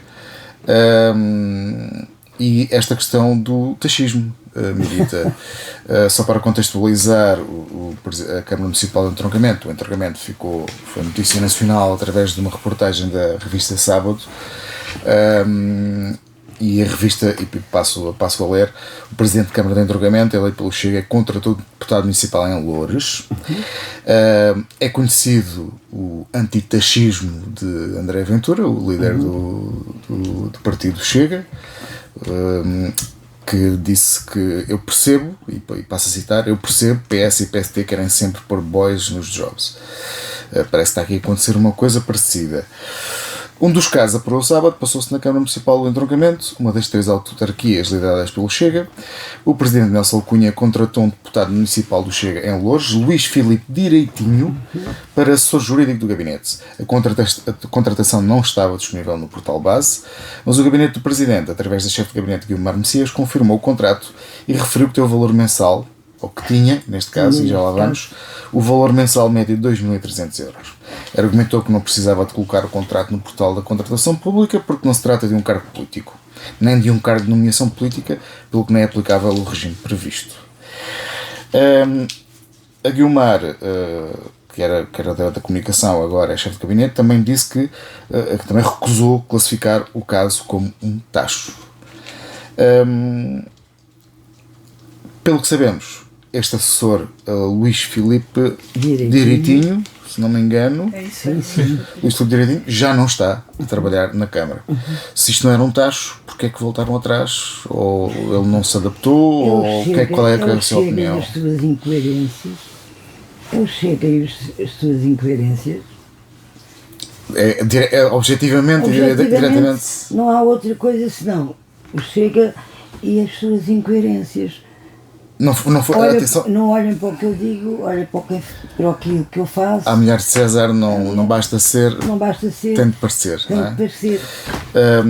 E aparentemente não foi só aqui no Entroncamento, foi também em Vila Franca de Xira, que e aqui também. Na notícia, portanto, uma semana antes, no dia 22 de janeiro, tinham sido publicadas no portal de contratação pública as avanças de Briane Batalha e Ana Paz Ribeiro, aparentemente namoradas, enfim. Rui, o que te apraz dizer sobre esta notícia? Até porque nós esperamos que o que o Chega diz que cumpra, não é? Mas neste caso parece-me assim um bocadinho esquisito. Isso é daquelas incongruências. Primeiro esclarecer uma situação, por vezes as pessoas não sabem, e muitas das pessoas que votaram no Chega também não sabem, mas depois seguiram com a mesma cartilha. O facto de alguém ser um deputado municipal não é um trabalho, não é uma profissão. Existe uma senha de presença. Muitos destes municípios no nosso país, infelizmente temos um trabalho muito bem que se chama Lisboa. Temos outro que trabalha muito mal, infelizmente, que é o Porto, dada a grandeza do município que é, mas reúnem 5, 6 vezes, 7 vezes, é uma festa. E, portanto, são 7 senhas. Portanto, quer dizer que o escrutínio, isto quer dizer que o escrutínio, que a fiscalização, que é aquilo que é imposto através da Lei 75/2003, que é dado, portanto, a esse órgão, não existe. Eu sei que muitos municípios utilizam esse argumento, não, nós gastamos muito pouco, não é tudo para a política, não, eles querem é fechar. Quanto menos forem escrutinados, mais fazem aquilo que querem. Claro. Primeiro esclarecer essa situação de que o facto de ser um deputado municipal não é que tivesse acumulado 2 rendimentos. Não, isso não existe. Agora, temos que verificar, também esclarecer outra situação. De regra geral, as pessoas que colocam a trabalhar com elas, pessoas da sua confiança.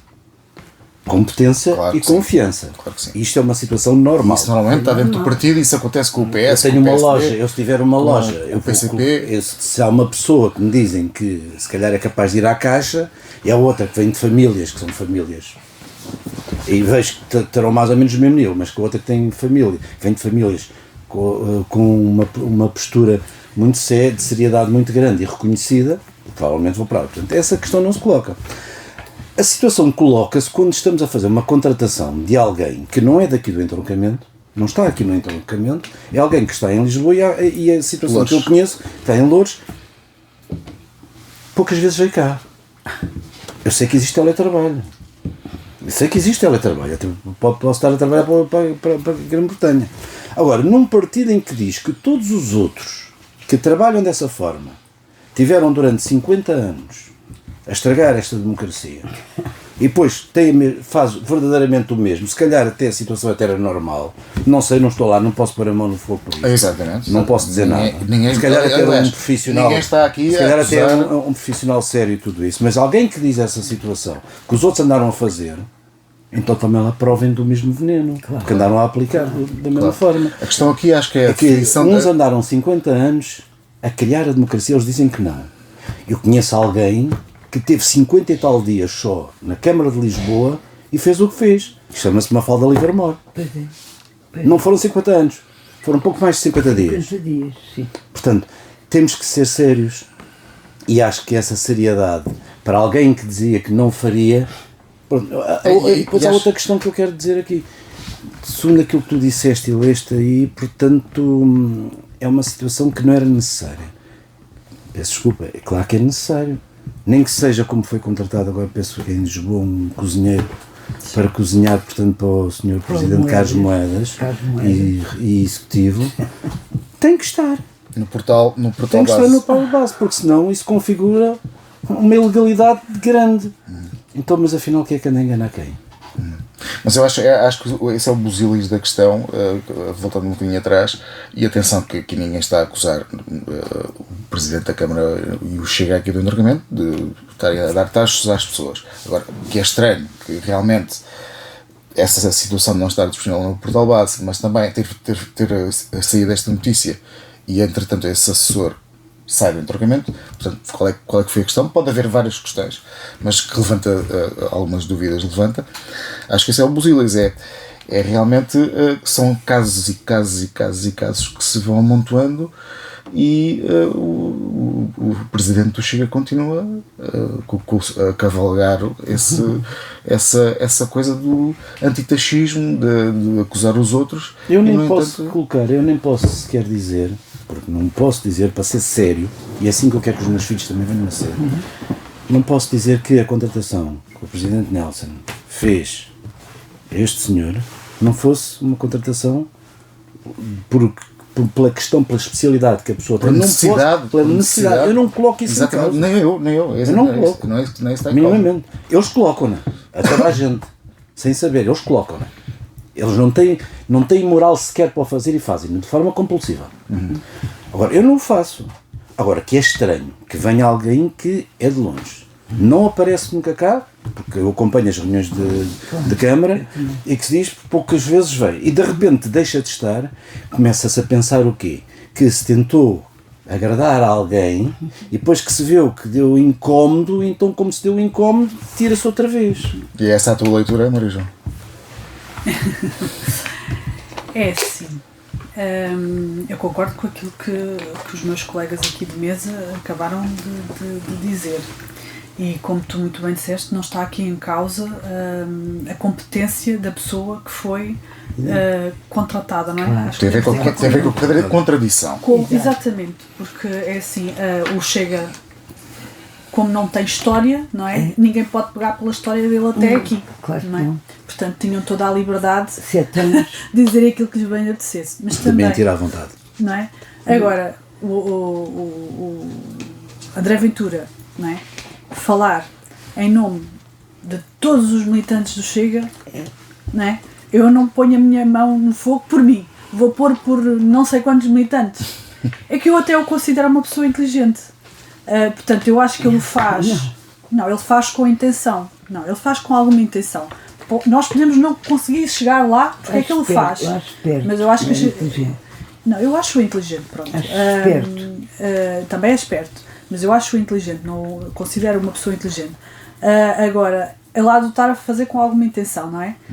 Nós podemos não estar a conseguir lá chegar, mas ele faz com alguma intenção.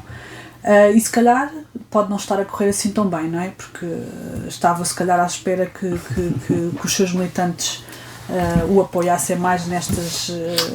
E tem que ver também com um partido com pouca história, muito pouca Exato, história. Não há como pegar na história deles. Ainda é uma criança em termos históricos. É um recém-nascido. O acumular de casos e casinhos e de uma coisa que Aprofundando choca. Coisas que nos chocam muito. Sr. Presidente, sendo objetivo e muito claro e sem rodeios, toda a gente sabe, com 2 dedos de testa, que os partidos tentam reforçar a sua estrutura a nível nacional, a nível local, colocando as pessoas de confiança, colocando esta pessoa ali, e isso vai amontoando para um reforço partidário, neste caso, ou ideológico, seja lá o que for, nas câmaras, nos institutos, no governo, seja lá no que for. O que é que tem a dizer em relação a este caso e também se eu estou errado ou estou certo ou errado? Vamos lá ver. Este caso eu não o conheço, só posso ser uma coisa. Se foi contratado no âmbito, digamos, do gabinete, que tinha que fazer a divulgação dessa contratação na página da Câmara como um elemento que integrava o gabinete. Se foi contratado como assessor ou com uma categoria, com uma prestação de serviços, essa contratação tinha que constar do portal da contratação pública. Portal base. Portal base. Admito que esteja aí, até porque aquilo que conheço dos serviços da Câmara, não me parece que não deixassem passar isso em claro. A não ser que o Presidente atual tivesse imposto isso, coisa que eu também não me parece que ele faça. Não sei, não conheço. Portanto, não conheço o assunto. Só há aqui também uma coisa, que é o entroncamento não tem tanta dimensão de folga orçamental que permita esse tipo de contratar assessores. Porque agora vem para aí um fulano que dizia que era eu que era o Presidente. Como eu ouvi falar nisso, ele é que vai ser o Presidente. Isto não é facilmente concretizável numa cidade como Entrogamento. Será mais facilmente concretizável em Albufeira. Maior dimensão. Pois, eu acho que temos 2 níveis. Uma é, alguns lugares devem ser de confiança política, outros devem ser de lugares ao nível da estrutura. Porque um dos problemas das câmaras é que têm normalmente estruturas muito deficitárias. Eu acho que deixámos na Câmara de Entroncamento uma estrutura dirigente de grande qualidade, pessoas novas, mas com grande qualidade e desfias intermédios. E que deu trabalho a fazer. Demora tempo isso. Demora tempo a fazer. E o problema de muitas câmaras é que, não criando essa estrutura, criando uma estrutura que é de pessoas só de confiança, digamos assim, quando muda, fica tudo a Câmara ou a entidade fica um bocado sem rei nem roque. E isso acontece um pouco por todo o país. Acontece em muitos lados. Portanto, eu estava certo. Sim, e além disso também estava certo noutro sentido. Às vezes há pessoas que recorrem, nomeiam pessoas que não têm o perfil indicado. Uma coisa é, como disse o Rui Simões, já me referi assim 2 ou 3 vezes, ter 2 pessoas semelhantes e uma temos uma boa referência e optamos por essa pessoa, seja no público, ou seja, no público até é mais difícil porque tem os concursos públicos e isso não acontece. Mas no privado é assim que funciona. Se eu tenho 2 pessoas para um lugar e tenho uma boa referência de uma pessoa, referência de uma pessoa que eu tenho confiança, porque é que não vou optar por esta se tem o mesmo perfil?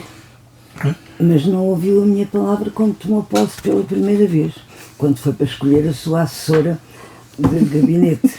Eu disse-lhe A, insistiu no que estava, e o que é que aconteceu?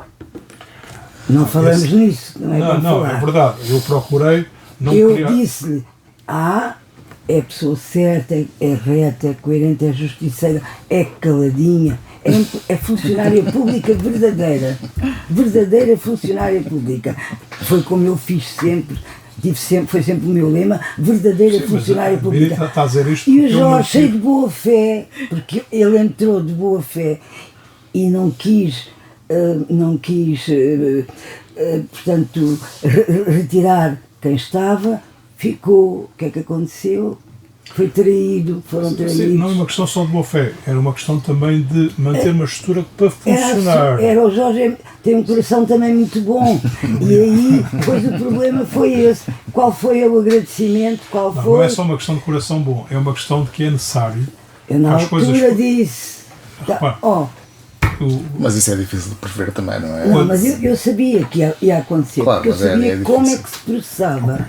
Tinha ouvidos e ouvia. E eu até antes de Jorge falar, até posso dar o exemplo de uma câmara aqui muito próxima de nós, que sempre esteve, quase sempre, sob a égide da CDU, com o histórico António Mendes, com Julia Amorim, Máximo Ferreira.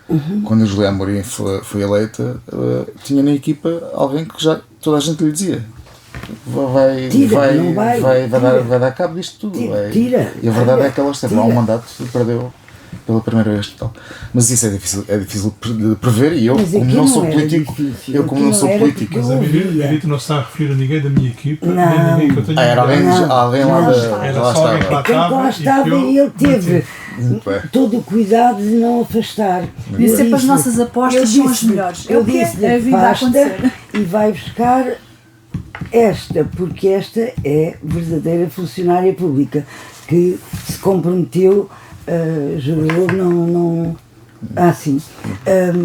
Isto bem mais tarde a dar no que razão à Mirita, não é? Verdade, fiquei tão triste. Tento fazer de cartomante. Como é que ele não ouviu aquilo que eu lhe disse? Agora, para ocupar a cabeça, vou fazer de cartomante. Ao pé dele. Como é que ele não ouviu o que eu lhe disse? Porquê? Tinha tudo corrido bem. O Jorge também deveria ter muita coisa em que pensar e também. E foi rotulado de coisas tão negativas quando não foi verdade. Quem se portou mal não foi ele, foi quem lá estava. Nós vamos passar, até porque já vamos com um episódio bastante longo e depois torna-se também aqui um bocado maçudo, para utilizar uma palavra assim mais. Vamos passar ao topo e ao fundo, que é basicamente cada um dos nossos comentadores e comentadoras dizer o mais e o menos das últimas semanas, mas antes disso faço uma pergunta, se me pode responder sim ou não. Não é fácil. O cartão de militante dá emprego? Comigo não deu. Muito bem, mas dá. Comigo não deu. Muito bem. Então vamos passar ao topo e ao fundo. O topo, vou começar aqui com a Maria João Pedro. O topo, no fundo, foram os temas que enviaste. Diz-me, por favor, qual é o teu topo? O meu topo será então a continuação do investimento na recuperação ou na remodelação, na requalificação da estação de entroncamento, estação ferroviária, e o meu fundo será então esta questão da limpeza urbana e da recolha do lixo e dos animais e tudo muito isso. Muito bem. Esse é o meu fundo. Mirita, topo e fundo. O topo. Os 50 anos da Constituição. Para mim é os 50 anos da Constituição. Portanto, foi em 1976, não é verdade? Para mim, que tenho lido e que leio com muita assiduidade, vou pesquisar e leio este ponto, aquele ponto. Eu, no meu entender, não é sendo velha do estilo, mas acho que muito pouco tem a ser alterado, ou quase nada. Mantém-se a cidadania, portanto, mantém-se salvaguardada. Há a parte só da imigração.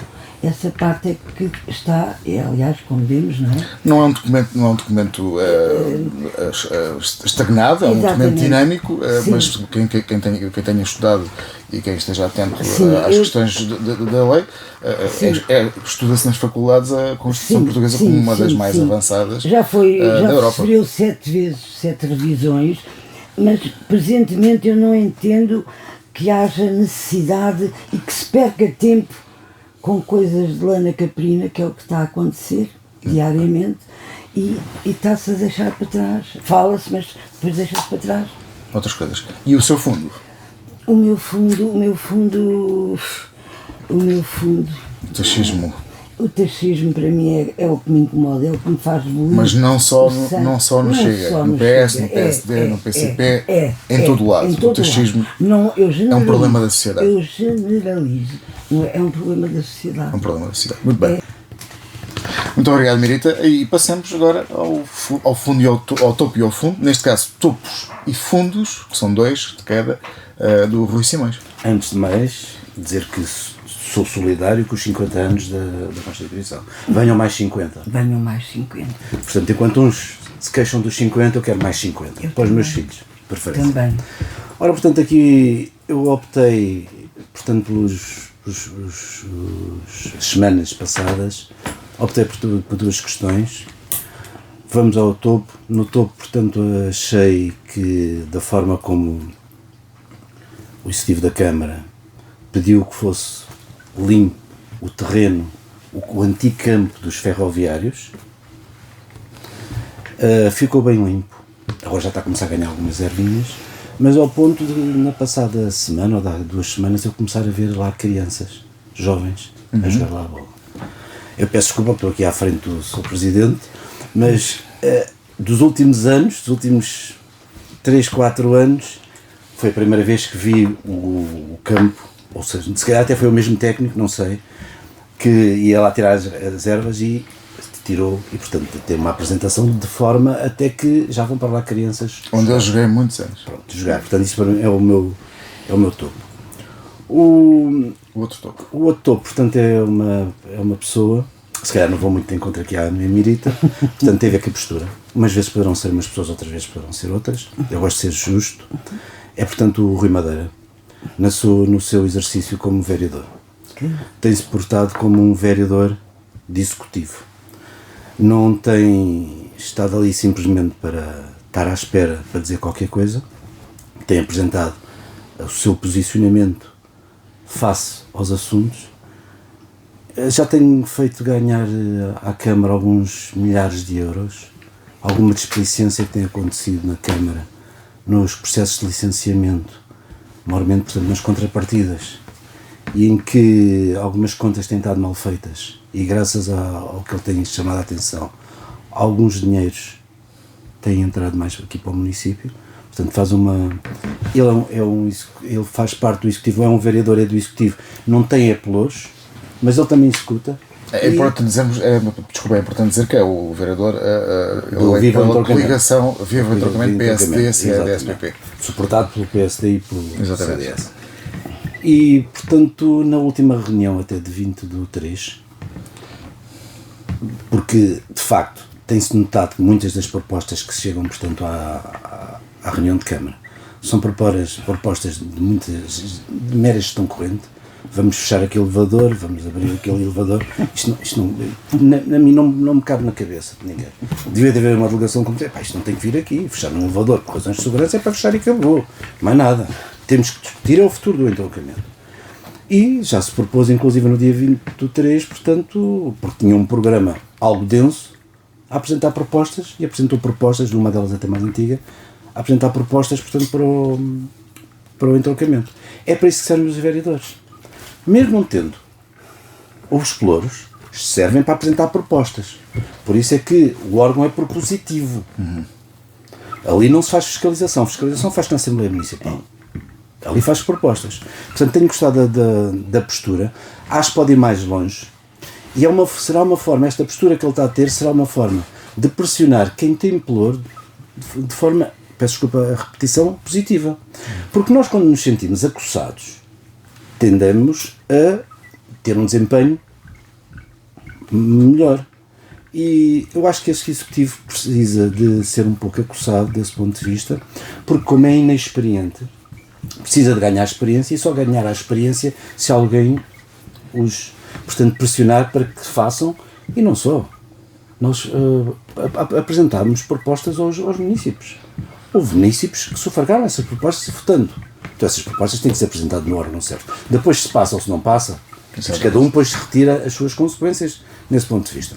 Mas depois no fundo tens o contrário, não é? Portanto, e vamos passar, já temos exatamente, tempo. E então vamos ali próximo também do Museu do Antigo Campo Ferroviário, temos ali uns montes que eu apelidei de Montes Golã, que são os montes que foram retirados agora daqui da obra da nova centralizada da biblioteca, em que foi questionado em reunião de Câmara e que o Sr. Presidente disse que aquilo estava a funcionar como estaleiro. Ora, como estaleiro geralmente funcionam locais onde estão ferramentas, onde estão máquinas, onde estão materiais e onde estão inclusive arrumos para os funcionários. Ali é só terras. É um depósito. É um depósito de terras, é um aterro. Portanto, não se chama, portanto, o nome que foi apresentado, o estaleiro, chama-se, portanto, um aterro. E que dá muito má imagem a quem chega ali, para além das pessoas que moram ali próximos, por acaso eu também moro ali próximo, que é um problema muito grande. O outro fundo era algo que eu estava mais à espera, é no próprio Executivo. É o Partido Socialista, a variação do Partido Socialista na Câmara Municipal. Eu gostei do programa que o Partido Socialista até apresentou, porque apresentou algo de planeamento, apresentou um horizonte de 10 anos, 25-35. É assim que se prepara algum governo. Médio e longo prazo. Exatamente. Principalmente numa autarquia. É assim que se prepara um governo. Não é para fazer gestão corrente, para isso estão os funcionários, são muito bons os técnicos e fazem gestão corrente, não precisam de tutela.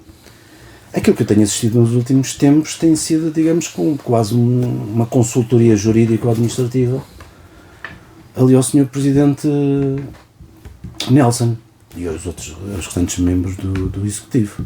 Não foi para isso que eu acho que as pessoas votaram no Partido Socialista, um partido que tem uma responsabilidade muito grande na nossa democracia, ainda bem. E por isso mesmo tem que honrar os seus pergaminhos. Se a estratégia não é, aquilo que eu espero é que um dia mais tarde esteja aqui a dizer que no meu topo está, portanto, o Partido Socialista na variação. Neste momento tenho que dizer que é o meu fundo, porque simplesmente fazer assessoria não considero que seja fazer variação e escrutínio político. Mas essa questão é importante e vamos acabar nessa nota, se será estratégia ou não. Logo se verá, teremos outros episódios. Neste caso foi o segundo episódio na linha do entroncamento, encontramento.